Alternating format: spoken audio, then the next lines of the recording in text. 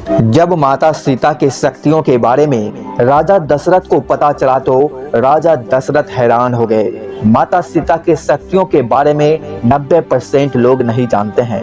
अगर माता सीता चाहती तो रावण को अपने नेत्र से ही भस्म कर सकती थी, लेकिन माता सीता ने ऐसा नहीं किया। जब राजा दशरथ भोजन कर रहे थे तब माता सीता ने अपनी शक्ति को दिखाया, जिसे देखकर राजा दशरथ के रूह कांप गए। रामायण में माता सीता का चरित्र चित्रण धैर्यवान, संस्कारवान और पतिव्रता स्त्री के रूप में किया गया है, लेकिन वास्तव में माता सीता जगत जननी का स्वरूप थी। रामायण में बताया गया है कि माता सीता का रावण ने हरण कर लिया था, जिसके बाद प्रभु श्री राम ने रावण का वध करके माता सीता को वहां से मुक्त कराया था। लेकिन क्या आप जानते हैं कि वास्तव में माता सीता स्वयं शक्ति स्वरूपा थी। यदि माता सीता चाहती तो स्वयं ही रावण को भस्म कर सकती थी, लेकिन लोगों के समक्ष उन्होंने आदर्श उदाहरण प्रस्तुत करने के लिए ऐसा नहीं किया। आप यह जानकर हैरान जरूर हो जाओगे कि माता सीता के आंखों में इतना शक्तियां थी कि राजा दशरथ को जब वो खीर परोसी तब उसमें एक तिनका गिर गया, लेकिन माता सीता ने उस तिनके को अपने आंखों से ही जलाकर भस्म कर दिया।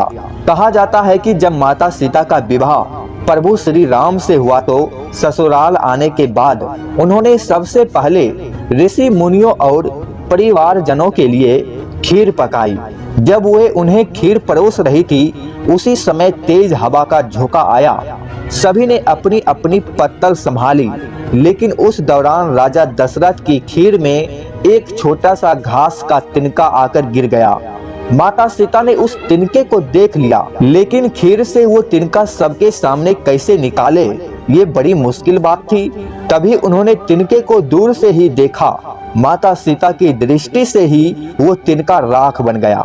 सीता जी को लगा कि उसका ये चमत्कार किसी ने नहीं देखा, लेकिन राजा दशरथ ने ये सब देख लिया था और वो समझ गए थे कि माता सीता कोई साधारण स्त्री नहीं बल्कि जगत जननी है। खीर खाने के बाद राजा दशरथ ने अपने कक्ष में चले गए और सीता जी को कक्ष में बुलवाया। वहां उन्होंने माता सीता से कहा कि आपका चमत्कार मैं देख चुका हूँ और समझ गया हूँ कि आप कौन हैं। इसलिए आज आप मुझे वचन दीजिए कि जिस दृष्टि से आपने उस तिनके को देखा, उससे कभी किसी और को नहीं देखेगी। इसके बाद माता सीता ने राजा दशरथ को वचन दे दिया। जब रावण ने सीता जी का हरण किया था तो वो स्वयं ही उसे भस्म कर सकती थी, लेकिन वो राजा दशरथ को दिए गए वचन से बांधी हुई थी।